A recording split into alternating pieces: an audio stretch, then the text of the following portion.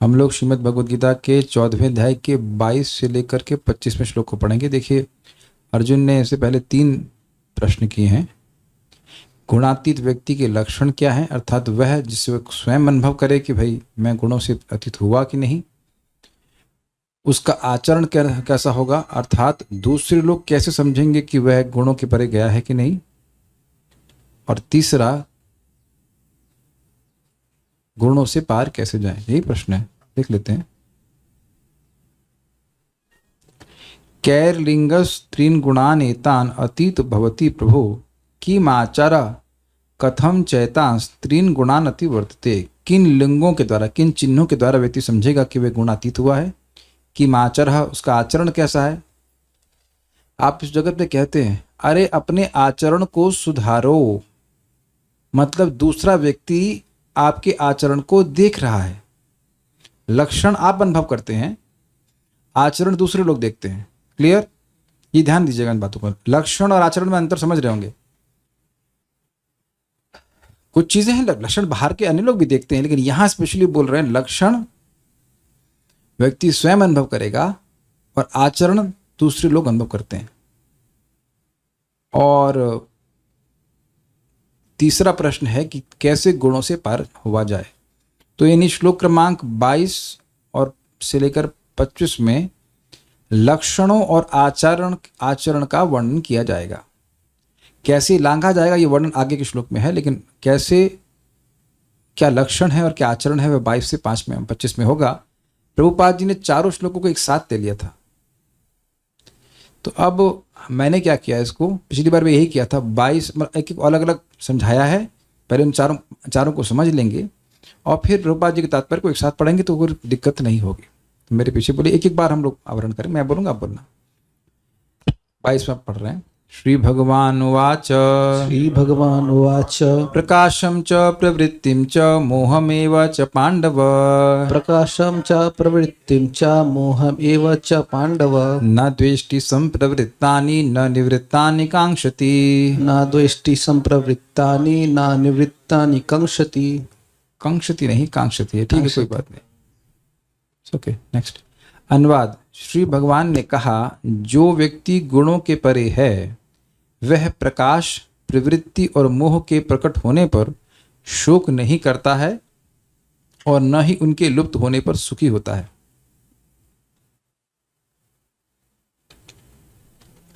देखिए, यहां ये शब्द नहीं है कि गुणातीत स उच्यते, ये 25वें श्लोक में आएगा, लेकिन उसको हर श्लोक में आप चिपका लेना। प्रकाशम च प्रवृत्तिम च मोहमेव च पांडव न द्वेष्टि संप्रवृत्तानि न निवृत्तानि कांक्षति गुणातीत स उच्यते। ऐसे व्यक्ति को गुणातीत कहा जाता है।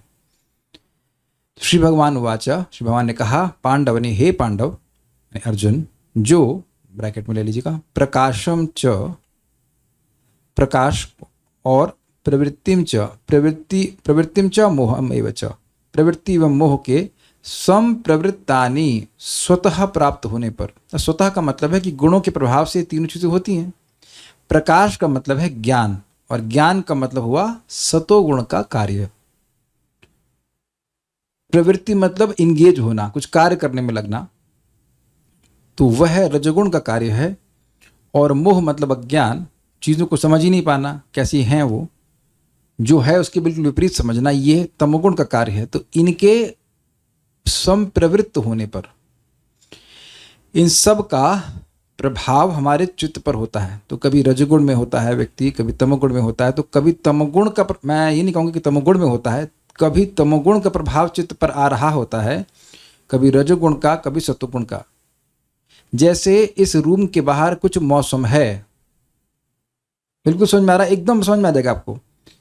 तो वह मौसम मेरे कंट्रोल में, आपके कंट्रोल में नहीं है। कंट्रोल में है हमारा रिएक्शन। एकदम समझ में आ जाएगा ये बात। इस रूम के बाहर क्या मौसम है, इस पे आपका और मेरा कोई कंट्रोल नहीं है।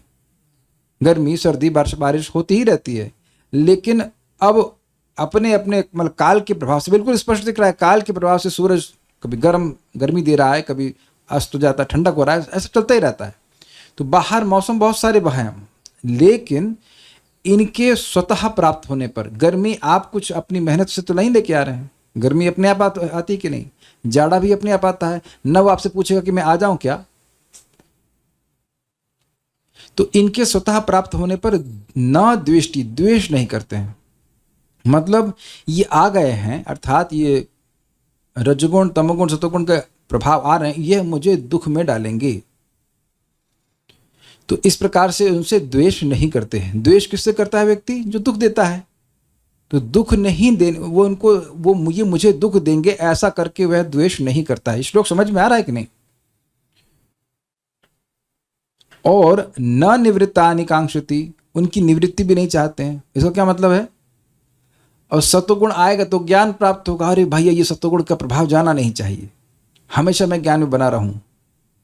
या रजगुण के, जैसे कि मान लीजिए रजगुण का उत्पन्न होता है तो व्यक्ति काम वासना में, जो भी किस प्रकार से भोग वासना में प्रवृत्त होता है, तो उससे जो रजोगुणी लोग हैं वह उससे अपना सुख मानते हैं।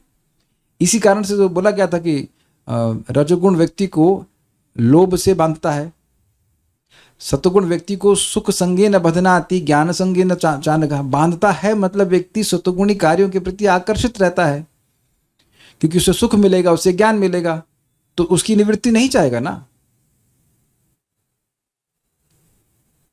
अच्छा, कल्याण प्रभु माइक लीजिए, आप फंसे हैं तो।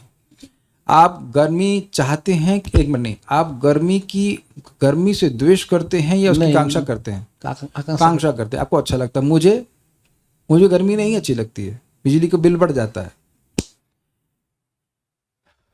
मुझे जाड़ा अच्छा लगता है, आराम से, मतलब बिजली भी खत्म और बिजली भी नहीं लगती और सोने के लिए कोई दिक्कत नहीं, कंबल ओढ़िए और बस एक बार रजाई का खर्चा कर दीजिए और चलाइए 4 साल 10 साल। Is it not? है ना? रजाई तो एक ही बार खरीदनी पड़ती है, यूज करते रहिए, कोई दिक्कत ही नहीं है। और इनको नाम सुनते ठंड लग रहा है, वेदवानी को बहुत दिक्कत होती है जाड़े में क्या ग्लव्स और हाफ ग्लव्स और ये, it's not just body type, it's okay, और I am not saying nothing against it. मुझे, मेरी पित्त बॉडी रहती है तो मुझे गर्मी में दिक्कत होती है। हर व्यक्ति यहाँ पर एक विशेष मौसम को पसंद करता है और नापसंद करता है। मैं पसंदगी और नापसंदगी को समझाने का प्रयास कर रहा हूँ। उसी अर्थ में कह रहे संप्रवृत्तानि निवृत्त। मतलब कुछ लोग कहेंगे कि यार जाड़ा निकले, आप ऐसा सोचते हो, इसे कहते हैं द्वेष करना। यार ये क्यों आया, ना चाहिए इसको, अपने से आया, समझ रहे हैं? संप्रवृत्तानि मतलब आप जाड़ा नहीं लेके आए हैं, वो अपने से आया, काल के प्रभाव से, और काल के ही प्रभाव से ही गुणों का प्रादुर्भाव होता है। ये भी आप समझते हो, कभी सतोगुण बढ़ता है, कभी रजोगुण बढ़ता है। बिल्कुल 3 मौसम की तरफ पकड़ लीजिए, गर्मी सर्दी बारिश, मोटा मोटा तो रजोगुण तमोगुण सतोगुण, इस प्रकार से 3 गुणों का प्रभाव एकदम मौसम की तरह होता है। बिल्कुल, शायद एग्जाम्पल से आप समझ पा रहे होंगे। तो जो व्यक्ति निर्गुण अवस्था में है उसको इन मौसमों के परिवर्तन से, जो उसके हृदय क्षेत्र में या हृदय आकाश में होकर, हृदय आकाश में ये जो मौसमों का परिवर्तन हो रहा है, उससे उसे कोई फर्क नहीं पड़ता। मैं समझा पा रहा हूं? जो सतुगुणी व्यक्ति है वो सतुगुण को चाहेगा कि सतुगुण बना रहे, और रजोगुण तमोगुण को बिल्कुल नहीं चाहेगा कि वो आना ही नहीं चाहिए। लेकिन जो दिव्य स्तर पे पहुंच गया उसको ना सतुगुण से मतलब है, ना रजोगुण से मतलब है, ना तमोगुण से मतलब है। Is it okay? जैसे मैंने एग्जाम्पल दिया कि जो व्यक्ति बादल के परे चला गया, अब वो नीचे बारिश हो रही तो वो देखेगा जरूर कि बारिश हो रही है, उससे कोई फर्क नहीं पड़ेगा। देखेगा जरूर कि अब हाँ गर्मी हो रही है, ये हो रहा है, उससे कुछ मतलब उसको नहीं है। या अभी आप प्रैक्टिकल देख लीजिए, जिनों के पास घर हैं, सुदृढ़ घर हैं, वह निरंतर भक्ति करते आ रहे हैं कि नहीं करते आ रहे हैं? प्रतिदिन आप जप कर रहे हो कि नहीं कर रहे हो? इस जनवरी 2024 से लेकर के मेरे ख्याल से बहुत से भक्तों ने रोज 16 माला जप करी है। Please raise hands if you done up till now. 4/10/2024 तक आप सभी ने प्रतिदिन 16 माला करी कि नहीं करी? कैसे डूइंग इट? तो अब इन सभी दिनों में क्या एक ही जैसा मौसम रहा? तब कहेंगे मौसम का हमारे जप से क्या मतलब है। अब मैं मानता हूं कि भाई अगर अब कुछ गर्मी बहुत अधिक होती है या कुछ होता है तो आपको कुछ परिश्रम अधिक हो सकता है, दैट मे बी ओके। लेकिन क्या आप भी एक भी दिन सोचे कि आज हम जप नहीं करेंगे क्योंकि आज गर्मी है? गर्मी है उसका अनुभव हो रहा है, लेकिन उसकी वजह से जप थोड़ा रुक रहा है आपका। I think it's very very clear.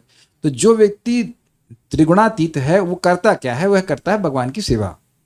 भगवान की सेवा गुणों के अंतर्गत नहीं आती।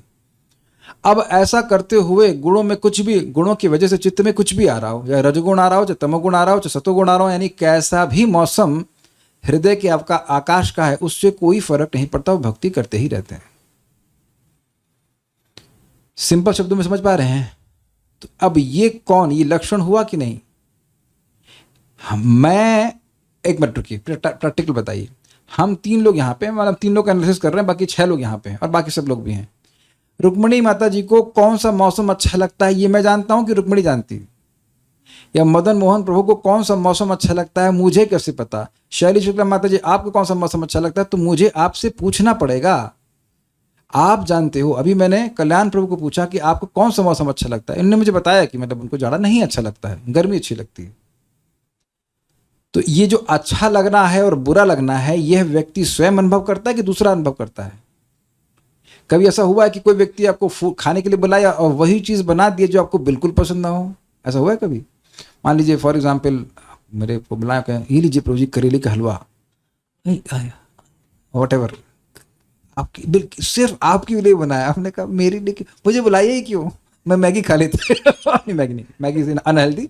आई am just saying I could have just eaten my aloo, no aloo also not unhealthy, सूरन की सब्जी, सूरन की सब्जी। Why in the what you made me karela juice, करेला जूस और समथिंग। तो अब मुझे क्या पसंद है और क्या नहीं, ये मेरा अनुभव है। तो यहाँ शब्द कहाँ से आ रहे? द्वेष और कांक्षा। मैं किस चीज की कांक्षा कर रहा हूं, मैं किस चीज को नहीं चाह रहा हूं, वो कौन जानता है? मैं जानता हूं। Is it okay?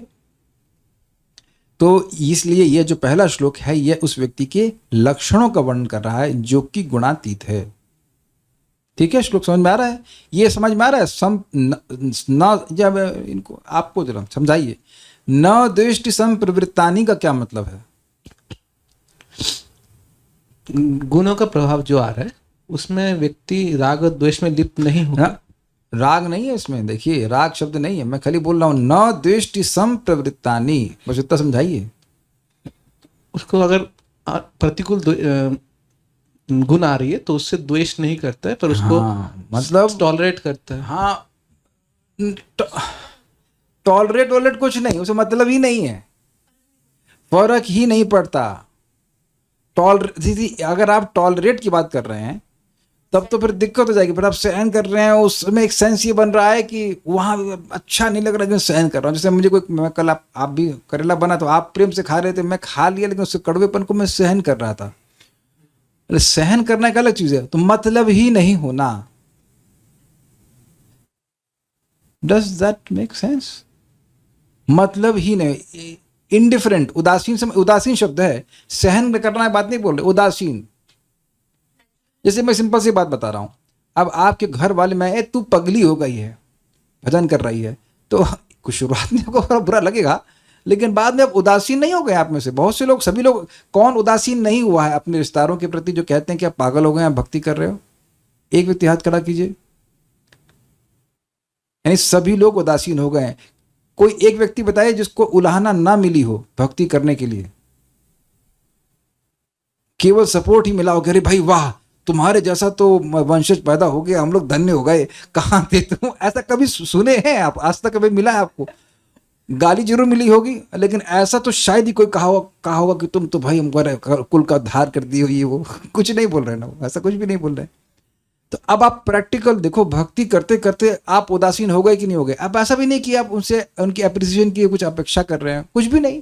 अप्रिशिएट करो मत करो, I don't care, I can't care less, वो आई कांट केयर लेस। मैं इसको, बहुत अच्छा श्लोक है, एक ही बात से समझ में आ जाएगा। गर्मी आई, मालूम चला, हाँ गर्मी आई, ठीक है, घर में जब एसी लगा हुआ है तो गर्मी आई ये नहीं है, कोई फर्क नहीं पड़ रहा। घर में जब अलग संसाधन है कंफर्टेबल रखने का, you have internal system to make you comfortable, तो बाहर की कुछ गर्मी से फर्क नहीं पड़ता। अब तो बिल्कुल क्लियर हो गया ना? जब हमारा सुख भगवान की भक्ति के द्वारा प्राप्त हो रहा है, तो अब रजोगुणित सुख या तमोगुणित सुख या सतोगुणित सुख से हमारा कोई मतलब नहीं है। तमोगुण में भी सुख होता है, वो सुख होता है प्रमाद आलस्य का, सोने का, पगलेपन का। या रजोगुण का सुख होता है कि हमने खूब पैसा कमा लिया, उसमें कोई सुख नहीं मिलता, लेकिन रजोगुणी व्यक्ति को लगता है कि मैंने बड़ा पैसा कमाया, बहुत सफल हो गया। और सत्वगुणी व्यक्ति ज्ञान के अनुशीलन के द्वारा सुखी होता है। इनसे कुछ भी मतलब नहीं, मैं कृष्ण की सेवा कर रहा हूं, कृष्ण की सेवा के सुख के द्वारा मुझे सुख प्राप्त हो रहा है। तो इस कारण से ये लोग ये गुण ना तो मुझे दुखी कर सकते हैं, जब दुखी कर नहीं सकते तो फिर द्वेष काहे का, और ना वो सुखी कर सकते हैं। देखिए ये बड़ी सुंदर बात है। मन की राग और द्वेष को कैसे एक्सप्लेन किया गया है? अनुकूल वृत्ति और प्रतिकूल वृत्ति। अनुकूल वृत्ति मतलब अरे ये बड़ा अच्छा है, ये रहना चाहिए, और प्रतिकूल वृत्ति मतलब अरे ये बहुत खराब आदमी, ये बिल्कुल नहीं रहना चाहिए। कोई गाली दे दिया, भाग जाओ यहाँ से, बिल्कुल दिखना नहीं चाहिए। भले हम कभी कभी बोल ना पाए, लेकिन मन में तो भावना आती है, हम इसके सामने पढ़ क्यों गए। लेकिन आप देखिए कि यह जब हमें कोई गाली देता है तो हमें बुरा क्यों लगता है? क्योंकि अभी मैं गुणों में हूं, इसलिए अपनी पहचान देह से करता हूं। वो तो चलो है तो सही, वो तो है ही, वो नहीं देख पा रहा है कि मैं आत्मा हूं, तो शरीर को देख के गाली दे रहा है। लेकिन मैं भी तो उसी देही, जिस दोष की वजह से वह मुझे गाली दे रहा है, और मैं सोच रहा हूं कि ये कितनी दैहिक भावना में है, तो उसी दोष के कारण मैं भी तो दुखी हो रहा हूं। कुछ समझ रहे हैं कि नहीं समझ रहे हैं? दूसरे पे दोष आरोपण करते हैं कि वो हमारा असम्मान करता है। जरा ये बता दीजिए कि हमें सम्मान करने लायक है क्या? अरे चैट ओपन है भाई, किसी की हिम्मत हो तो बताओ, सम्माननीय क्या है? अगर मैं यह कहता हूं कि मैं साइंटिस्ट हूं फॉर एग्जाम्पल, या मैं बहुत बड़ा इंजीनियर हूं, तो यही तुम्हारे असम्मान करने की कारण बन गया। क्यों? क्योंकि मैं अपनी पहचान एक उपाधि से कर रहा हूं, यानी कि मैं जो नहीं हूं वही मैं मान रहा हूं। हिला देने वाली बात है भाई साहब, हिला देने वाली बात है। अगर कोई कहे कि मैं सन्यासी हूं इसलिए मेरा सम्मान करना चाहिए, अगर वो ऐसा मान रहा है तो वो सम्मान के पात्र बना ही नहीं। क्यों नहीं बना बताओ? क्योंकि टोटल अज्ञान में है कि मैं सन्यासी में हूं। वास्तविक रूप से जीवात्मा के रूप में सब सम्माननीय है। मैं नहीं कह रहा हूं कि सन्यासी को सम्मान नहीं करना चाहिए। मैं जो बात बोल रहा हूं समझने का प्रयास कीजिए। जो मैं नहीं हूं वही मैं अपने को मानता रहूं, तो मैं टोटल अज्ञान में हूं कि नहीं हूं? ये बात सबको समझ में आ रही कि नहीं? तो अब जब व्यक्ति इस प्रकार से टोटल अज्ञान में है तो वह सम्माननीय कैसे हो सकता है? आज सुबह भी मैं बोलने वाला था इस बात को, लेकिन जस्ट होल्डिंग माई सेल्फ। क्या ये मजेदार बात है या नहीं है? एक्सप्लेन कीजिए। हम इस श्लोक को तो कई दिन पढ़ाएंगे, मजा आ जाएगा। एक एक श्लोक जबरदस्त है। बताइए इस बात को। क्या बोला मैंने? जब कभी भी हम सम्मान की अपेक्षा करते हैं तो हम ये मानते चलते कि हम देह है, और वो सम्यक रूप से गलत है, क्योंकि हम देह है ही नहीं। एक बात, यानी कि मैं जब टोटल अज्ञान के प्लेटफॉर्म पे खड़ा हूं तो मैं किस लिए सम्मानी हूं? कोई व्यक्ति ज्ञानी होता है, उसको सम्मान मिलना चाहिए ना। मैं धनी हूं, मैं सन्यासी हूं, मैं ये हूं, मैं वो हूं, जो भी भावना हमने पकड़ी हुई है वो तो नितांत ही असम्मानीय धारणा है, और ये मेरे वचन नहीं है। यस्यास्ति भक्त यस्यास्ति नहीं आहा, बहुत बढ़िया श्रुत है। भगवान स्वयं बोल रहे थे, यस यस तीर्थ बुद्धि न सलिली न करहिचित जनेषु अभिकेषु सैव गोखरा। यस्यात्म बुद्धि कुणपे त्रिधातु के सधि कलत्रादिषु भवम इज्जधि।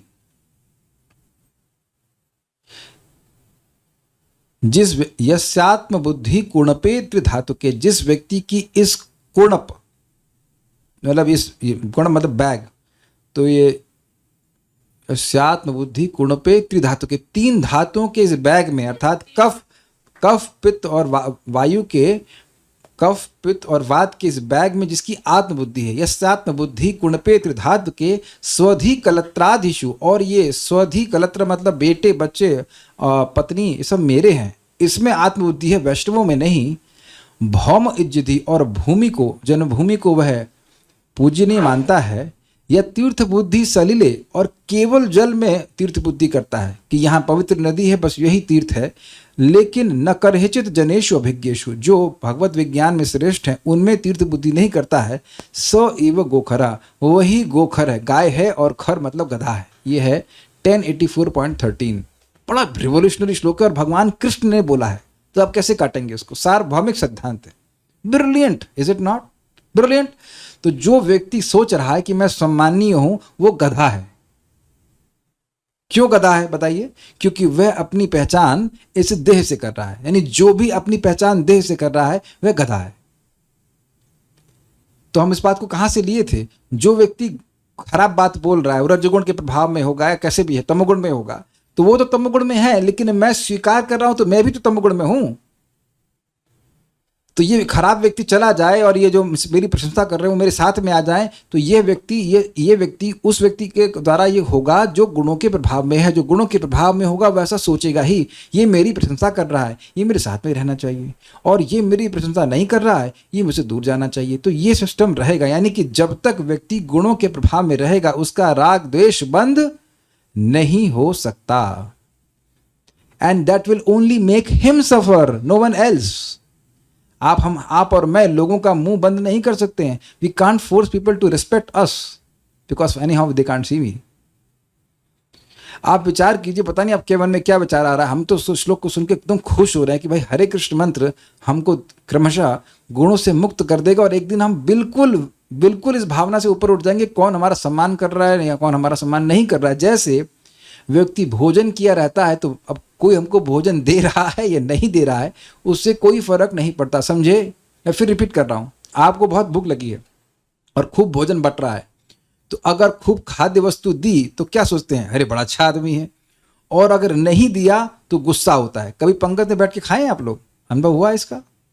पंगत में बैठे हो और खूब भूख लग रही हो और आपकी प्रिय वस्तु ना दी जाए तो यार ये तो बड़ा खराब आदमी लगता है, हमसे दुश्मनी कर रहा है, और अगर अच्छी वस्तु दे दे तो ना ना ना ना तो बड़ा अच्छा हमारा प्रेमी है। लेकिन अगर आप भरे पेट बैठे हो, आप केवल वहाँ इसलिए गए क्योंकि आपको अपने मित्र से बात करनी जो भोजन कर रहा है, तब आपको कोई फर्क नहीं पड़ता कि क्या मिल रहा है क्या नहीं मिल रहा है। क्लियर हो गया ना? और एक हमारा अनुभव है इस बात का कि हम लोग प्रसादम हॉल में खड़े रहते थे और बहुत बार हम लोग को सिक्योरिटी के रूप में खड़ा रहना पड़ता था, इन सेंस कि ये लोग आएंगे या उनको रोको। तो कभी कभी कोई भक्त कहते थे, देखिए प्रभु हमने प्रसाद ले लिया है, हम प्रसाद के लिए नहीं प्रवेश कर रहे हैं, हमारा मित्र अंदर है उससे कुछ बात करनी है। मतलब यह लक्षण कि उसका पेट भरा हुआ है कि नहीं, ये मैं नहीं अनुभव कर सकता हूं। मैं समझाने का प्रयास कर रहा हूं कि यहां पे कोई व्यक्ति राग और द्वेष से रहित है कि नहीं, ये उस व्यक्ति को ही अनुभव होगा। तो इसलिए बात सिंपल सी है, मैं ये नहीं कह सकता कि मैं गुणों के ऊपर हूं और फिर मैं कहूंगा कि अरे यार ये तो हमको गाली दिया, हम उसको ये दोबारा नहीं आना चाहिए। ये आगे टिकाव में आएगा।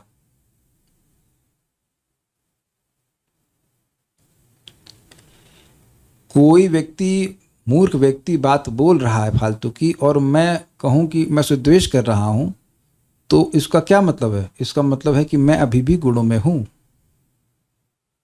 बादल बरस रहे हैं और मैं भीग गया, तो इसका क्या मतलब है? मैं बादलों के ऊपर नहीं हूं। बादलों को बारिश करते हुए रोकने से हम नहीं रोक सकते हैं, बारिश तो करेंगे ही वो, we can only go beyond. तो ये हमको लक्षण बड़ा अच्छा लगा था। कोई प्रश्न है किसी का तो वो पूछ सकते हैं, बोलिए। हरे कृष्ण प्रभु जी। प्रभु जी, जैसे गुणों में व्यक्ति फंस जाता है, तो पर जब तक भगवान जी की भक्ति का सुख नहीं मिलेगा तब तक तो फंसते ही रहेगा, क्योंकि ब्लैंक तो नहीं रह सकता, या तो गुणों में रहेगा भक्ति रहे। इसीलिए देखिए, जब निर्गुण वस्तु का सेवन करते रहेंगे, निर्गुण वस्तु को सेवन करते रहेंगे तो इन सारी चीज़ों के प्रति इनडिफरेंट होते चले जाएंगे। देखिए सिंपल से एग्जाम्पल लीजिए, सतोगुणी व्यक्ति सोचेगा अब ये प्रचार करना, 1000 लोगों से मिलना, कितने कितने लोगों से मिलना होता है, उससे हमारी शांति भंग होती है। कह दीजिए कि नहीं होती, बिल्कुल होती है, होती ही है। लेकिन भक्त जानते हैं कि ये प्रचार का कार्य भगवान को सबसे अधिक प्रिय है। तो इस कारण से व्यक्ति एक्सटर्नली लग सकता है कि रजोगुणी कार्य कर रहा है, ये कुछ कार्य में लगा है, ये करना है वो करना है, लेकिन वो भगवान की प्रसन्नता के लिए। कि जैसे अर्जुन ऐसा प्रतीत हो रहा है कि रजोगुण में लड़ेंगे, लेकिन रजोगुण में नहीं लड़ रहे हैं, लड़ेंगे। करिष्ये वचनम तव, वह कृष्ण की आज्ञा का पालन कर रहे हैं। अंतर समझ में आया आपको? सो ही इज नॉट, पहले ही वॉज अटैच्ड टू सतगुण कि मैं सतगुणी हो जाता हूं, मैं युद्ध नहीं करता, ये होगा, इतना हत्या होगी इत्यादि इत्यादि, और मैं ब्राह्मण बन जाता हूं। लेकिन भगवान की बात सुनकर वो क्या बोले, करिष्ये वचनम तव, मैं आपकी आज्ञा का पालन करूंगा। तो निर्गुण होने का मतलब है कि बाहर से कुछ भी चले, मैं भगवान की, अगर इस कार्य से भगवान का सुख वर्धन होता है तो मैं उसको करूंगा, ये है। और ऐसा करते करते फिर यही भावना, यही जीवात्मा की स्वरूपगत स्थिति है, फिर यही स्थिति आ जाएगी। आप प्रचार कर रहे हैं, कोई गाली दे रहा है, कोई प्रेम कर रहा है, तो अब क्या हम प्रचार करना बंद कर देंगे? क्या हरिदास ठाकुर जी ने प्रचार करना बंद कर दिया? या अन्य भक्तों ने या प्रभुपाद जी ने? बताइए, प्रभुपाद जी तो बड़ा से आराम से शांति से बैठे रह सकते थे ना। Is it not?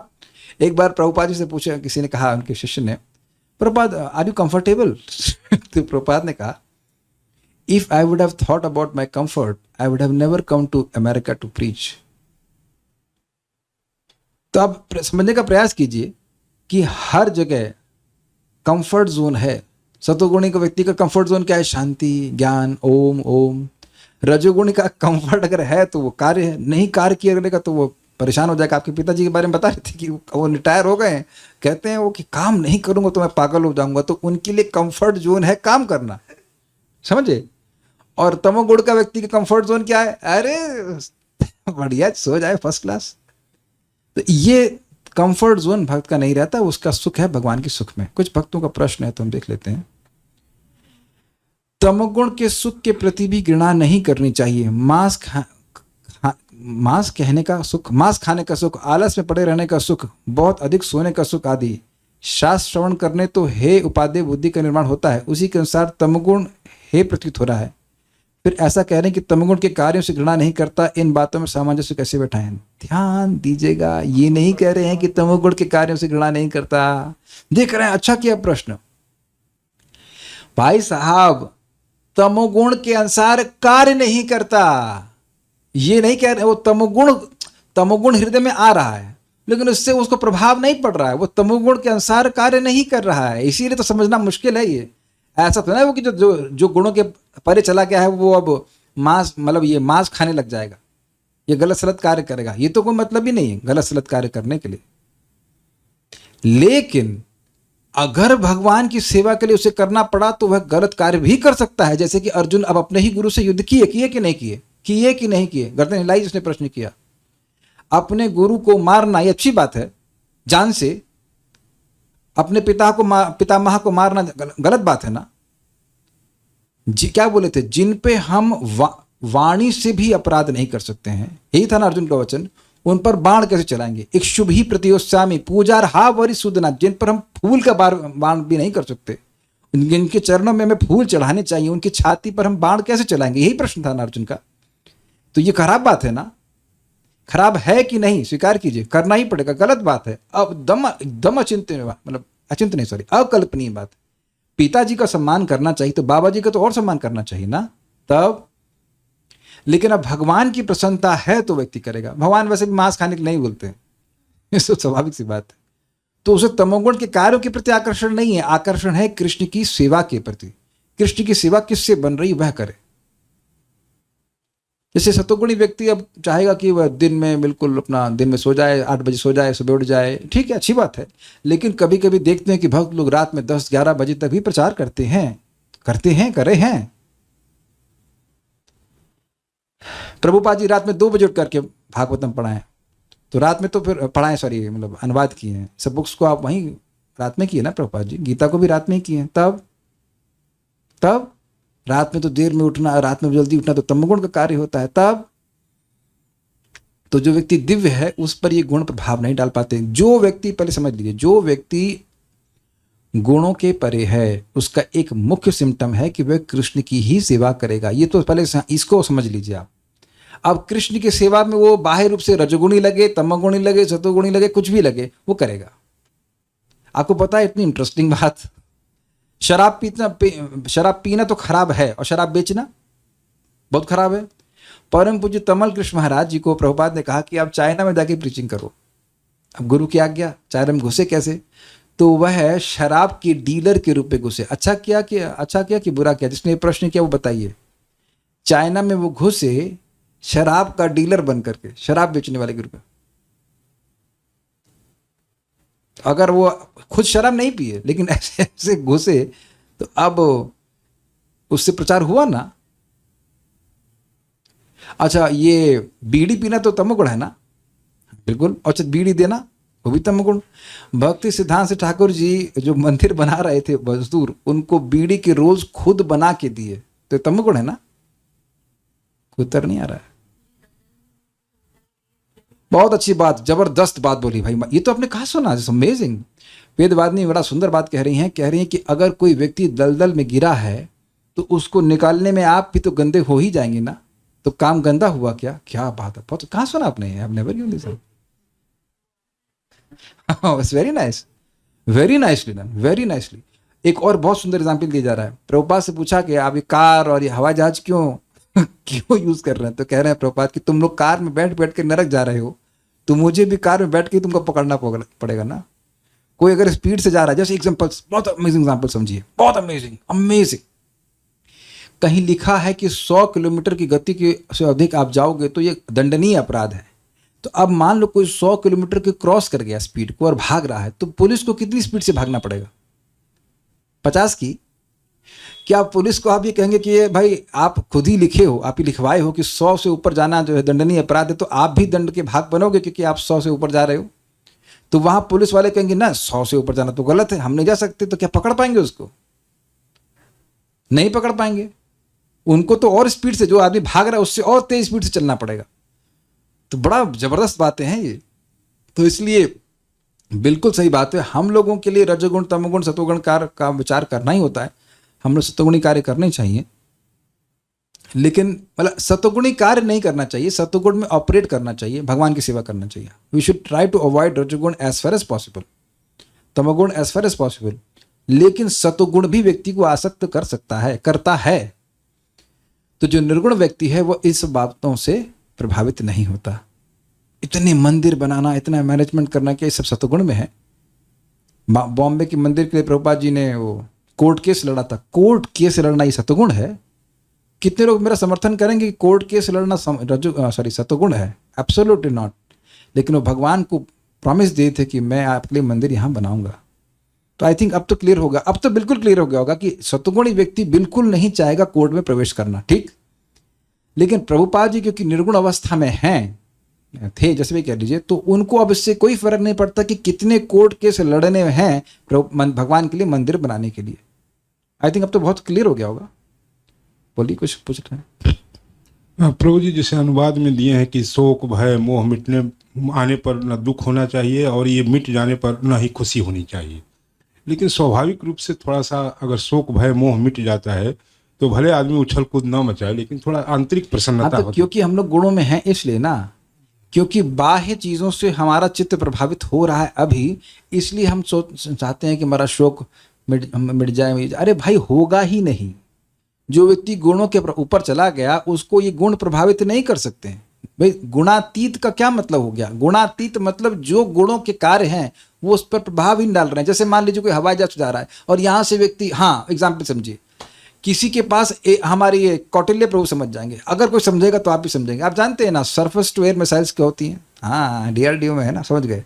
ये एयर डिफेंस सिस्टम कहलाता है। तो अगर किसी देश के पास एयर डिफेंस सिस्टम है ही नहीं और ऊपर से हवाई जहाज जा रहा है, तो कितना भी फुर फुर करते रहे अपनी AK-47 से, कुछ नहीं होगा, वो ऊपर से निकल जाएगा। समझे आप?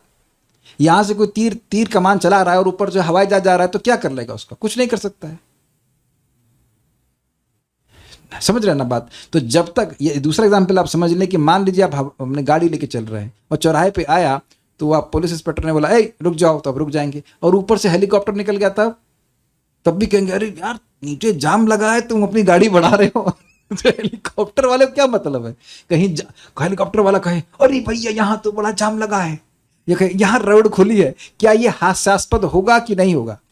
आप अपने विचार करो। बड़ा बढ़िया एग्जाम्पल आ रहा है कि देखिए, हम लोग जब गाड़ी चलाते हैं तो हम लोग कहाँ खुश होते हैं, हा रोड एकदम बढ़िया है, रोड में कोई गड्ढे नहीं है, रोड खुली है, समझ गए। और उसके बाद अरे यार जाम लग गया, टाइम लेट हो जाएंगे। तो अब ये सारी बातें किस पर हैं? जो व्यक्ति रोड पर चल रहा है। लेकिन जो ऊपर चल रहा है तो वह जरूर देख रहा है कि हाँ भाई यहाँ पे तो जाम लगा है, यहाँ तो ये लगा है, वहाँ वो लगा है, लेकिन उससे कोई भी मतलब नहीं है। या कभी हवाई जहाज पे बैठे हों तो इतनी हंसी आती है, ऊपर से आप जाके देखेंगे तो सब कुछ वो मैच बॉक्स जैसा लगता है। तब लगता है लोग इसके लिए झगड़ा कर रहे हैं। आप यहाँ पे हो सकता हो कि अपने पड़ोसी से झगड़ा कर रहे हो कि तुम्हारा गेट ऐसे खुला था वैसे खुला था, ऊपर जाके देखेंगे कोई गेट ही नहीं दिखता है। कुछ गेट क्या, सब कुछ मैच बॉक्स जैसा दिखता है। तब दिखाई पड़ता है क्या फालतू की बात पे लड़ रहे हैं। तो यहाँ जो मचला पड़ा हुआ है, झगड़ा हो रहा है, उससे कोई मतलब नहीं होता। ये बात। एक और एग्जाम्पल उससे आगे ही आ जाएगा कि झगड़ा हो रहा है, मान लीजिए कहीं आप उसमें कोई पार्टी में ही नहीं, तो झगड़ा करें या शांति से बैठे हमें कोई मतलब नहीं है। ओके, गुणों से अपनी पहचान करना ही अज्ञान है, आपका क्या रियलाइजेशन है? यस यस, गुणों से प्रभाव का मतलब ही यही है कि हम अपने उसके अनुसार कार्य करें। रजगुण आया, अरे काम आया, अच्छा चलो इसकी संतुष्टि तो करनी ही पड़ेगी। और उसके बाद तमोगुण आया तो बस उसके अनुसार कार्य करना ही पड़ेगा, ये रहता है। कई बार हम भी भक्ति में एक कंफर्टेबल पोजीशन में रहना चाहते हैं बिना कोई रिस्क लिए या प्रचार की टेंशन लिए, वो भी सत्वगुण में फंसना है। देखिए, डिपेंड करता है कि आप किस लिए भक्ति नहीं करना चाहते। मान लीजिए भक्ति इसलिए प्रचार इसलिए नहीं करना चाहते हैं कि थोड़ा सोने को मिल जाए अच्छे से, तो तमोगुण में आ सकती है। अब प्रचार करेंगे तो पैसा कमाने में के लिए समय कहाँ निकलेगा? नौकरी करनी है भैया, पैसा वैसा कमाना है, वो सब करेंगे कि बैठ के प्रचार करेंगे? तो वो रजगुण से प्रभावित होना होगा। या कहे कि बस हम ज्ञान का अनुशीलन करेंगे, लोगों से मिलेंगे, 1000 तरह के लोग, तो मेरा दिमाग डिस्टर्ब होगा, तो सत्वगुण की आ सकती है। ये सब चीज़ें हैं। देखिए, प्रीचिंग तो इतनी इंटॉक्सिकेटिंग है कि एक बार करने लग जाए तो फिर विचार नहीं आता है सब चीज़ों का। Talking about Krishna is very nice, very nice. तो हम तो एक ही श्लोक समझा पाए, देखते हैं अगला पढ़ा पाएंगे कि नहीं। अभी तो टीका में गया ही नहीं, इसको तो पढ़ा लेता हूँ। गीता भूषण टीका। जब अर्जुन ने भगवद गीता के दूसरे अध्याय में स्थित प्रज्ञ व्यक्ति के लक्षणों के विषय में पूछा था, तो भगवान ने श्लोक क्रमांक 2.55 से इसका उत्तर दिया था। क्या है 2.55? प्रजहाति यदा कामान, शायद यही श्लोक है। प्रजहाति यदा कामान सर्वान पार्थ मनोगतान आत्मन्यात्मनः तुष्टः स्थित प्रज्ञस्तु तदोच्यते, है ना? ये था ना, प्रजहाति यदा कामान सर्वान पार्थ मनोगतान। श्लोक को विचार करें। प्रजहाति यदा कामान, जब वह सारी कामनाओं को प्रकृष्ट रूप से त्याग देता है। कौन सी कामनाओं को? प्रजहाति यदा कामान सर्वान पार्थ मनोगतान, जो सभी कुछ मनोगत हैं। ये मैं सुखी हूं, मैं ज्ञानी हूं, ये भी मनोगत है। मैं बहुत पैसे वाला हूं, मैं बहुत धनी हूं, या मैं बहुत सम्मानी हूं, ये सब रजोगुण से आ रहा है। और मैं सोना चाहता हूं और आराम करना चाहता हूं, पर ये सारी भावना, ये सब तमोगुण से आ रही है, आलस से। तो ये सारी चीजें मनोगत हैं। वहां बताया गया था कि जो मनोगत इच्छाएं उनको त्याग सकते हैं, लेकिन जो स्वरूपगत इच्छाएं उनको नहीं त्याग सकते हैं। इसीलिए कहते हैं प्रजहाति यदा कामान सर्वान पार्थ मनोगतान आत्मनि आत्मनः तुष्ट। क्या श्लोक है? आत्मन्येवात्मनः तुष्टा स्थित प्रज्ञस्तदोच्यते। आत्मनि, आत्मा में, परमात्मा में, आत्मनि आत्मनः तुष्ट, आत्मा के द्वारा यानी शुद्ध मन के द्वारा वह संतुष्ट रहता है, तो ऐसे व्यक्ति को स्थित प्रज्ञ कहते हैं। समझे आप इस श्लोक से बिल्कुल क्लियर? यहां पे स्थित प्रज्ञता दिख रही है। डिस्टर्ब प्रज्ञता क्या है? राग और द्वेष वाली। और स्थित प्रज्ञ मतलब ना उसको राग है ना द्वेष है, यानी कि मन के फंक्शन से वो ऊपर चला गया। मन में आ रहा ना राग द्वेष, उससे ऊपर चला गया। मन के राग द्वेष से वह डिस्कनेक्ट हो गया। राग द्वेष होता ही नहीं है, उसका मन पवित्र हो गया है। I think this is clear. कुछ फर्क ही नहीं पड़ता। जैसे मान लीजिए व्यक्ति, बहुत सिंपल समझिए, कोई शरीर को छोड़ दिया है, तो अब उसकी सुंदर पत्नी उसको आके आलिंगन करती है, तब भी क्या उसमें काम वासना आती है? और उसका खुद का जन्मा हुआ बेटा उसको अग्नि देता है, उसके मुख में अग्नि देते हैं ना, मुखाग्नि कहते हैं। तो अब वो क्रोधित होता है कि हम तुमको जन्म दी और तुम हमारे मुख में अग्नि डाल रहे हो। तो भगवान कहे कि प्राक शरीर विमोक्षणात्, अगर शरीर छोड़ने से पहले व्यक्ति काम और क्रोध के वेग को सहन कर ले, जैसा कि वह शरीर छोड़ने के बाद करता है, तो वह सुखी है। यहां दिख रहा है ना वो व्यक्ति सुखी है। इस प्रकार की राग और द्वेष से रहित हो जाएगा कि नहीं? मैं समझा पा रहा हूं कि नहीं? It's very brilliant. और अगर ऐसा नहीं हो सकता तो भगवान बोलते क्यों? ये आत्मा की स्वरूपगत स्थिति है। आत्मा को कोई ये गाली गलौज ये सब कुछ प्रभावित नहीं कर सकता है। तो ये बड़ा अच्छा है, ये बहुत अच्छा श्लोक है, क्योंकि इसको हम पूरा दिन चेक करें, हमें कोई कुछ बोलता है, बोलेगा ही, तो क्या होगा हमारा, कैसा प्रभाव हमारे चित्त पे आ रहा है। और पूरे जीवन इस प्रकार से हम टेस्ट करते रहते हैं, कि करते रह सकते हैं कि पहले क्या प्रभाव आता था और अब क्या प्रभाव आ रहा है। Keep check.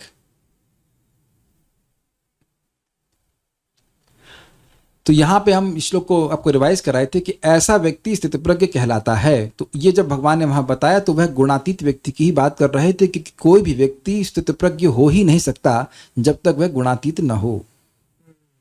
गुणों में रहने वाला व्यक्ति डिस्टर्ब हो ही जाएगा। सत्वगुणी व्यक्ति माँ को गाली देंगे तो उसे बुरा लगता है, लेकिन अपने ज्ञान के द्वारा अपने मन को स्थिर कर लेता है। लेकिन जो गुणातीत व्यक्ति है उसको कुछ फर्क ही नहीं पड़ता है। जैसे कि महाराज रहुगण गाली दे रहे थे उनको, जड़ भरत को। जड़ भरत परमहंस अवस्था में, और उनको उसमें क्या कहते हैं, पालकी ढोने में लगा दिया गया था, लेकिन उन्हें कोई फर्क नहीं पड़ता। कहते ठीक है, मेरा प्रारब्ध है, मुझे लगाया गया, मैं लगूंगा। उनको जला हुआ खाना दिया करते थे उनके भाई, कोई फर्क नहीं पड़ता था। He was absolutely unattached. जब उनको लेके गए थे कुछ डाकू लोग मारने के लिए, तो महाराज कहते कि उनकी कोपीन भी फाड़ देते, तब भी उनको उससे भी कम आसक्ति उनको अपने देह से थी। तो दैट्स द मीनिंग ऑफ गुणातीत। कुछ भी फर्क नहीं पड़ता था उनको। फिर मैं रिपीट कर रहा हूं, अर्जुन कहेंगे कि करिष्ये वचनम तवा। अगर भगवान 2 दिन के बाद कह देते युद्ध के, चलो बंद करो युद्ध, तो अर्जुन वह भी करने के तैयार थे। कुछ बात आप समझ सकते हैं कि दुष्ट महाराज भी गुणातीत ही हैं, लेकिन जब भगवान ने कहा कि झूठ बोलो, तो उनको अपनी सत्यवादिता पे में आसक्ति थी, उनको झूठ बोलने में दिक्कत हुई। तो मेन बात है भगवान की बात को स्वीकार करना। प्रभुपाद समझाते हैं कि देखो भाई, हम लोग कृष्णाटेरियन हैं, हम लोग वेजिटेरियन नहीं हैं। अगर भगवान कहते कि मटनम चिकनम यो में भक्त्या प्रयच्छति, तो भक्त लोग मटनम चिकनम भी देते। प्याजनम लहसुनम बोलते तो प्याजनम लहसुनम भी देते। लेकिन क्योंकि भगवान को पसंद नहीं है तो भक्त लोग नहीं देते हैं। I hope it's very clear. मैं समझा पा रहा हूं। मटनम चिकनम क्यों नहीं खाते हम लोग? क्योंकि भगवान को, क्योंकि कृष्ण को पसंद नहीं है। कृष्ण को पसंद होता तो मटनम चिकनम खाते, और उसमें कोई हमें दोष नहीं लगता।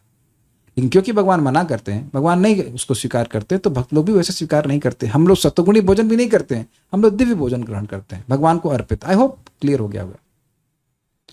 एक व्यक्ति आया था आश्रम में, तो बोला, ब्रह्मचारी को खाता हुआ देखा प्रसाद, अरे ये लोग इतना खाते हैं, तपस्या कैसे होगी, हम जोड़ के जा रहे हैं लो। तो वह इस प्रकार से आ सकते थे तप करने के लिए। अब क्योंकि यहाँ अर्जुन विशेष रूप से उसी विषय के संबंध में जिज्ञासा कर रहे हैं, इसलिए भगवान उन लक्षणों को थोड़े भिन्न तरीके से वर्णन कर रहे हैं। जरा इंटरेस्टिंग पॉइंट है। पहले अर्जुन ने पूछा था कि स्थित प्रज्ञस्य का भाषा समाधिस तस्य केशव। स्थित प्रज्ञ की क्या परिभाषा होती है, उसके लक्षण क्या होते हैं? बात वही पूछे थे, लेकिन टर्मिनोलॉजी अलग यूज किए थे। अब यहां पूछ रहे हैं कि किस लक्षणों से गुणातीत व्यक्ति को जाना जाएगा। कैरलिंगेस, क्या श्लोक था? 3 गुणा नेतान कैरलिंगेस 3 गुणा नेतान अतीत भवति प्रभु। अब वही प्रश्न थोड़ा अलग तरह से पूछ रहे हैं, इसलिए उत्तर भी थोड़ा अलग तरह से दे रहे हैं। समझे?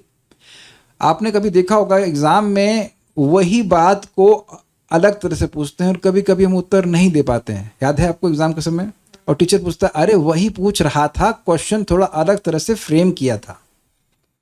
I hope it is clear. तो एक बात समझ में आ रही कि भगवत गीता हमको गुणों से बाहर निकालकर गुणातीत करना चाहती है। त्रैगुण्य विषया वेदा निस्त्रय गुण्यो भवार्जुन। जो वेद हैं वे गुणों का ही मैनेजमेंट में लगे हुए हैं। तुम निस्त्रय गुण्य हो, अर्थात भक्ति करके गुणों से अतीत हो जाओ। भगवान पहले ही बोल चुके हैं इस बात को। Is it okay? तो अब पूछ रहे हैं कि गुणातीत कैसे होता है, लक्षण बताइए। तो अब वहां पे इस प्रकार से भगवान, यहाँ पे भगवान उसी बात को अलग तरह से समझा रहे हैं। बात वही है, लेकिन टर्मिनोलॉजी अलग प्रकार की है। अर्जुन के प्रश्न का उत्तर 5 श्लोकों में दिया गया है। यहाँ है हमारे पास केवल 4 श्लोक। प्रश्न क्या थे अर्जुन के? लक्षण, आचरण और कैसे पार हों। लेकिन इनमें चारों में केवल लक्षण और आचरण के ही बारे में बताया जाएगा। 5वां श्लोक आपको बताएगा कैसे हम लोग उससे पार हो सकते हैं। जिन लक्षणों को स्वयं में ही देखा जाता है उसका वर्णन पहले श्लोक में हुआ है। क्लियर? आचरण भी एक लक्षण है, लेकिन वह लक्षण दूसरे लोग देखते हैं। तो वह जिन लक्षणों को व्यक्ति स्वयं देखता है वह पहले श्लोक में हुआ है। जो व्यक्ति प्रकाश अर्थात सतो गुण के कार्य ज्ञान के प्रकट होने पर, प्रवृत्ति अर्थात रजगुण के कार्य के प्रकट होने पर, और मोह अर्थात तमोगुण के कार्य के उत्पन्न होने पर उनसे घृणा नहीं करता है, यह सोचते हुए कि अपने कार्यों के रूप में परिणत होकर ये दुख का कारण बनेंगे, और जो उनको उनके कार्यों सहित निवृत्त होने की इच्छा नहीं करता, यह सोचते हुए कि यह दुख यह सुख का कारण होगा, तो ऐसा व्यक्ति जो इस प्रकार के राग और द्वेष से मुक्त होता है, वह व्यक्ति गुणातीत कहलाता है। समझ गए इस बात को?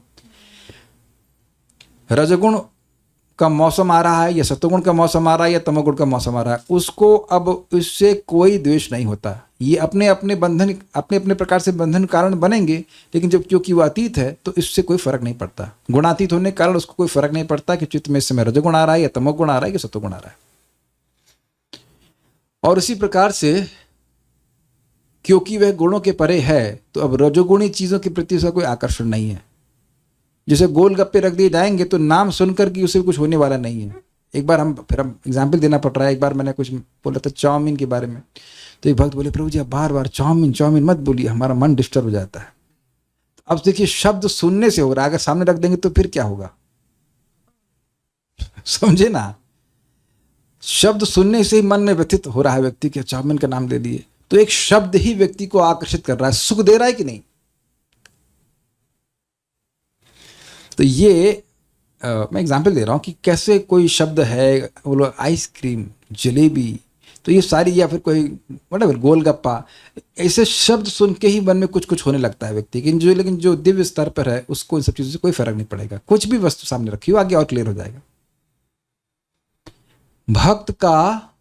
भक्त इस प्रकार से उसका वैराग्य होता है कि क्या यह वस्तु भगवान की सेवा में युक्त हो सकती है, तब तो वह उसको स्वीकार करता है, अन्यथा नहीं।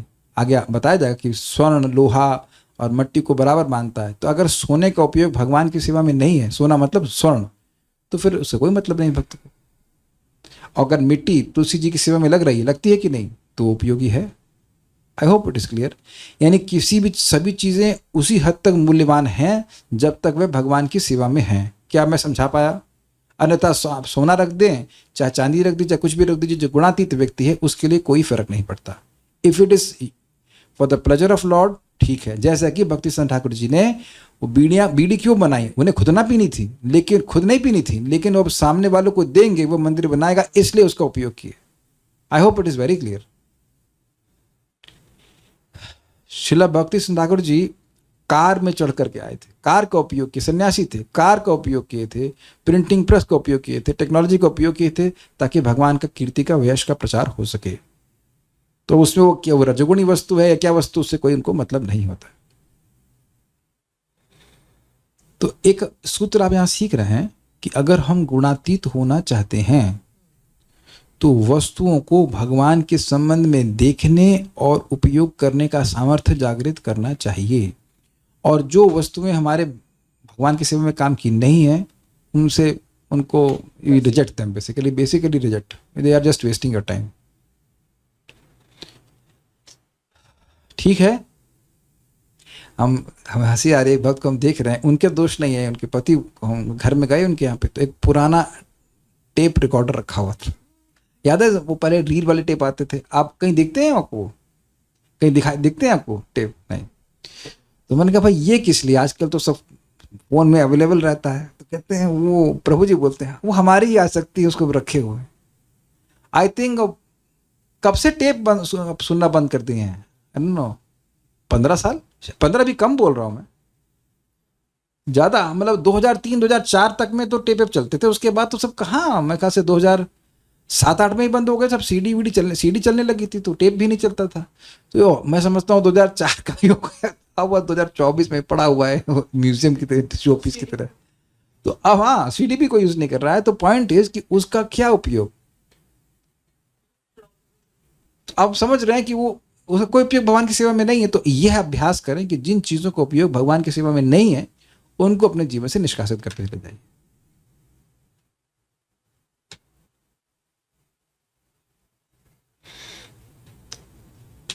इस वाक्य का उपसंहार श्लोक क्रमांक 25 में है, जिसमें कहा गया है कि गुणातीत स उच्यते, अर्थात इस श्लोक में नहीं है कि गुणातीत स उच्यते, गुणों का वर्णन करके कि जो गुणातीत व्यक्ति है उसका गुण क्या होगा।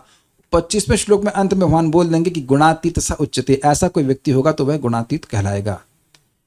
राग और द्वेष की उपस्थिति अन्यों के द्वारा लक्षित नहीं हो सकती है। ये क्लियर है? समझा देता, अब तो केवल पढ़ रहा हूं। यहां सभी लोग स्वस्थ दिख रहे हैं ना? किसी को जुकाम है? क्या जाने, अब आपके शरीर में जुकाम है, शरीर में दर्द है नहीं है, कौन जाने, तो आप अनुभव करेंगे ना। तो अब यहाँ पे किसी को क्लास अच्छी लग रही है नहीं लग रही है, वो तो वही जान रहा है ना। तो ये राग और द्वेष हमारे चित्त से गायब हुआ, ये हम जानेंगे। तो आप देखिए श्लोक जबरदस्त है, घबराइए मत, हम 12 बजे तक नहीं जाएंगे, घबराइए मत, घबराइए मत, यही श्लोक में रुकेंगे।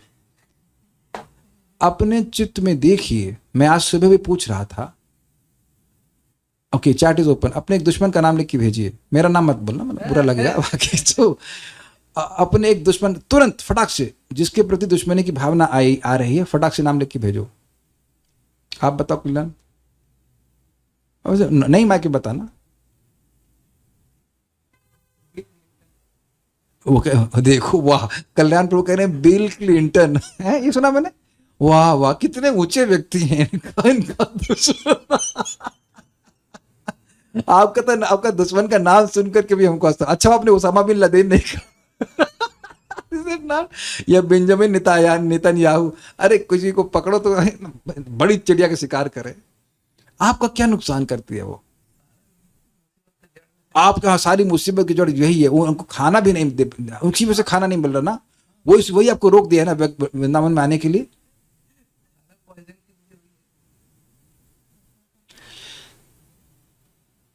वो लोग कह रहे हैं काम क्रोध लोभ मोह, ये सब तो ज्ञानी पैदा हो गए, मेरी लापरवाही प्रमाद उम्र, क्योंकि भक्ति का समय का हमें बड़ी दिक्कत है कि सब झूठ बोलने वाले हैं। नहीं, आप सब सत्य बोलने वाले हैं। क्यों? क्योंकि भक्ति करने के कारण आप देख रहे हैं कि लोगों से द्वेष करने की भावना जीरो ही होती चली जा रही है। We have no time to waste, लोगों को द्वेष करना, साले की शक्ल नहीं देखेंगे, मर जाए ऐसा वैसा नहीं। मुझे नाम नहीं रख रहा हूँ, नाम रख दे रहा हूँ, पार्थ नहीं, बोल मुँह से आ गया, लेकिन बता रहे थे कि उनके एक रिश्तेदार से इतना झगड़ा हुआ था भक्ति माने से पहले कि वो खुद बता रहे थे कि उठाकर नीचे फेंक देते उनको, और उनके रिश्तेदार की हड्डी पर से टूट गई थी, ऐसा कुछ था। वो भी रिश्तेदार भी बड़े अच्छे नहीं थे, लेकिन अब वो गए, अब का मतलब कई साल पहले की बात बता रहा हूँ, कह रहे हम गाँव गए, ये ऐसे भी उन व्यक्ति के प्रति हमारी कोई द्वेष भावना नहीं है कि वो मर जाए, उनकी हड्डी टूट जाए, या ऐसा हो जाए वैसा हो जाए। अभी आप देख लीजिए कि बहुत से लोगों ने आपसे खराब बर्ताव किया होगा, आप यह नहीं कह सकते कि भक्ति में आने के बाद भी आपसे कोई खराब बर्ताव नहीं किया होगा, लेकिन क्या प्रभाव है भगवान के नाम का, क्या प्रभाव है भगवान की कथा की, ये कथा का कि इतना टाइम कहाँ है कि हम उन लोग पे वेस्ट करें जो हमसे हमारे खिलाफ चल रहे हैं। मैं ये नहीं कहता कि आप हमसे कोई खराब बर्ताव करेगा तो मन में दुख नहीं आएगा, आता है, लेकिन कथा के माध्यम से, जप के माध्यम से एकदम गायब हो जाता है। क्या आप लोग इस बात से सहमत हैं? कोई से मना कर रहे हैं, कोई सहमत नहीं इस बात से कि कथा के माध्यम से द्वेष आदि गायब हो जाता है? तो द्वेष गायब हो जाएगा तो राग भी गायब हो जाएगा। मैं बिल्कुल इसमें मेरे ख्याल से सभी लोग पूरी इस प्रकार से समर्थन को देंगे कि वो जो आपकी ननद ने, आपकी चाची ने या ताई ने आपके बर्थडे पे क्या साड़ी दी या ना दी, उससे कुछ फर्क नहीं पड़ता है। आई थिंक सभी लोग सहमत है इस बात से, इज इट नॉट? कौन गिफ्ट दे रहा है कौन नहीं दे रहा है, तो वहाँ राग उद्देश्य गायब हुआ कि नहीं? नहीं तो अरे ये हमको नहीं पूछ रहा है, वो नहीं पूछ रहा है, अरे भाई प्रसाद मिल गया, कथा सुनने को मिल गया, जप करने को मिल गया, और क्या चाहिए भाई? कुछ नहीं चाहिए, है ना। एक अभी माता जी दिख रही हैं, घर पे हमारे आई थी तो बता रही थी कि उनके घर में उनकी बहू शादी के बाद से कभी आई ही नहीं, तो वो चिल्ला एकदम खूब मस्त, खूब कथा सुन रही है, कोई दिक्कत नहीं है। उनके पति रोए जा रहे हैं, हाय ये क्यों नहीं आती, ये नहीं फलान ढमकाना। तो अब देख रहे हैं राग और द्वेष, राग है ना तभी तो दिक्कत हो रही कि कहीं बहू नहीं आ रही है। मस्त, बिल्कुल मस्त। और उनके बेटे भी से बात हुआ, उनकी पत्नी खाना नहीं बनाती है, तो कुछ नहीं प्रभु जी, हम कुकिंग खुद ही कुकिंग करते हैं, नौकरी भी जाते हैं, जब भी करते हैं खुद ही कुकिंग करते हैं, खुश। I was astonished. पत्नी खाना ना बनाए तो गुस्सा आएगा ना पति को, बट हम जस्ट सीइंग, कोई द्वेष नहीं, कुछ नहीं, एकदम खुश। हम खुद बना लेते हैं, एक टाइम बनाते हैं, 2 टाइम खाते हैं, वो कोई नहीं। ये तो बहुत ही एब्सोल्युटली एस्टोनिश्ड। हम नहीं कर सकते कि एक बार बनाए 2 बार खाएं, वो भी जिंदगी भर। And he is following the principles। ऐसा नहीं कि वो मेड का बना हुआ खाना नहीं खा सकते हैं, वो खा सकते हैं, लेकिन नहीं, भगवान के बना के खाना है। तो अब देख रहे हैं बात, एब्सोल्युटली वो जो सुख है वो आ ही नहीं रहा है, वो बाहर से आ ही नहीं रहा। हम खुद ही बनाएंगे अपना भोजन, भगवान को वो अर्पण करेंगे, ग्रहण करेंगे। इस चीज के लिए क्या झगड़ा नहीं हो जाएगा कि पत्नी खाना नहीं बना रही है? करते हैं लोग। तो मैं एग्जाम्पल दे रहा हूँ कि बहुत सारी चीज़ें हैं जिसमें अपना माथा मार सकता है व्यक्ति, लेकिन भक्ति करने की वजह से अभी भी आप देखिए कितने अलूफ होते चले जा रहे हैं व्यक्ति। तो अब आगे भक्ति करते रहेंगे, जब करते रहेंगे तो कितना हो जाएगा फायदा। तो गुणों से पार होने का एकमात्र तरीका है भगवान की भक्ति करना।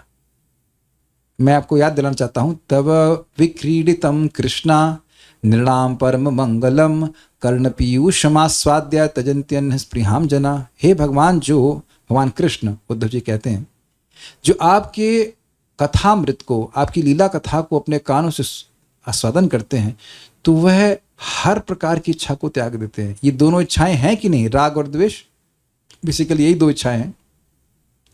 इनसे वो रहित हो जाते हैं क्योंकि अविद्या का नाश हो जाता है। और मतलब स्त्री की, पत्नी की, बच्चे की सभी आसक्ति चली जाती है, यहाँ तक कि मोक्ष की आसक्ति भी चली जाती है, लेकिन कथा की आसक्ति नहीं जाती है।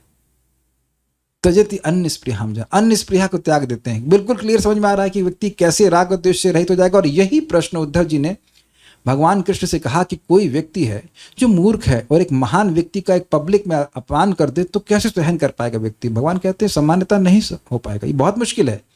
तो आप फिर उद्धव जी ने प्रश्न किया कि आपके भक्त कैसे कर लेते हैं, क्योंकि कर लेते हैं। तो कहते हैं क्योंकि उनका मन मेरी लीला कथा में लगा रहता है, इसलिए कर लेते हैं। अगर आप प्रैक्टिकल अपने आप को देख लो, कल से कोई मान लो आपको फोन पे गाली दे, चैट में मैसेज करे कि तुम लोग क्या पागल हो गए हो कि लोग कथा सुनने जा रहे हो, तो क्या बंद करने वाले हैं? अरे तो सब लोग कह रहे हैं हाँ कह रहे हैं। अरे इतना मत दुख दो भाई, आप समझ रहे, चाहे कोई कुछ भी बोले, आप कथा सुनना बंद नहीं करने वाले हैं। अग्रीड? तो मैं आप लोग को दिखाने का प्रयास कर रहा हूं कि इस समय अनर्थ निवृत्ति से जूझते हुए भी हम कितनी सारी इच्छाओं से बिल्कुल परे हो गए। तो यही करते रहिए, फिर देखिए आगे क्या होता है। कोई नहीं रोक पाएगा, कोई नहीं रोक पाएगा भक्ति करने से, कथा करने से, जब करने से। इतना आकर्षण है। जो गुणातीत हो गया है, उस 3 गुणों से कोई फर्क नहीं पड़ता और वह कृष्ण की निरंतर सेवा में लगा रहता है, कृष्ण की प्रसन्नता के लिए ही कार्य करता है। क्या मैं सही समझी? बिल्कुल सही।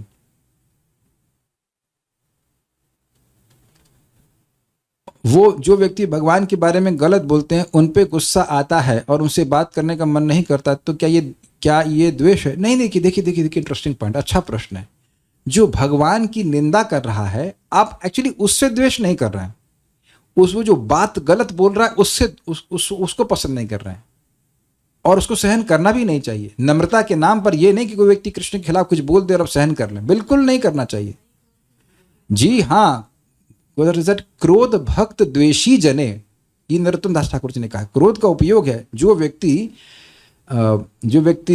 भगवान से द्वेष कर रहा है, भक्तों से द्वेष कर रहा है, उस पर क्रोध करना चाहिए। और अगर द्वेषी लोग हैं तो हम लोग क्या करते हैं? उनकी उपेक्षा कर देते हैं। ये तो आचरण कहा गया है करने के लिए कि जो लोग द्वेष कर रहे हैं भगवान से, वो उनको ना प्रचार करने की जरूरत है, उनसे कोई इंटरेक्शन करने की भी जरूरत नहीं है। भगवान ने कहा है संग वर्जिता, उनके पास नहीं जाना है, लेकिन निर्वैरा, उनसे द्वेष नहीं करना है। वो द्वेष नहीं करना मतलब समझने का प्रयास कीजिए।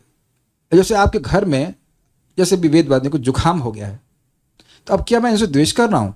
लेकिन थोड़ा डिस्टेंस हम बना के रख रहे हैं कि भाई वह हमको इन्फेक्ट ना कर जाए। Is it not? हर घर में ऐसे किसी होता है कि किसी को कुछ बीमारी हो जाती है, कोविड हो जाता है, तो आप उससे द्वेष नहीं कर रहे होते, बट यू कीप डिस्टेंस। तो उसी प्रकार से अगर कोई बीमारी से इन्फेक्टेड है कि भगवान की बात सुनना नहीं चाहता है, भगवान से द्वेष करता है, तो हम उससे द्वेष नहीं करते हैं, लेकिन उसकी जो इन्फेक्शन है उससे हम प्रभावित ना हो, इसलिए हम डिस्टेंस रखते हैं। और अगर आप उसे भगवान के बारे में बताएंगे तो वो और भगवान को गाली देगा, तो उसके अपराध और बन जाएंगे। तो ऐसी अवस्था में उसको भगवान के बारे में नहीं बताया जाना चाहिए। I hope it is very clear. कह रहे हैं कि trendy fashion around us does not affect because of भक्ति। जी हाँ, ये बड़ा मुक्ति है भाई।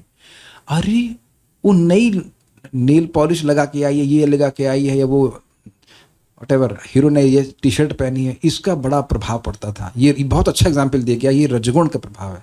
आसपास बहुत रजगुण चल रहा है, लेकिन आपको उससे कोई फर्क नहीं पड़ता है ना। आजकल लड़के क्या इधर से बाल ऐसे, उधर से बाल ऐसे, कभी इधर कभी वैसे करके करते हैं। एक ही है, मतलब स्टाइल चेंज होता है। This is very good. ये लोग बहुत पैसे कमा रहे हों तो ऐसा नहीं कि हम भी उस पैसे कमाने की होड़ में लग जाए। हाँ, अगर किसी की लिपस्टिकें चेंज हो रही हैं, लगा रहे हैं, या लिपस्टिक का कलर बैग से और जूती से मैच हो रहा है,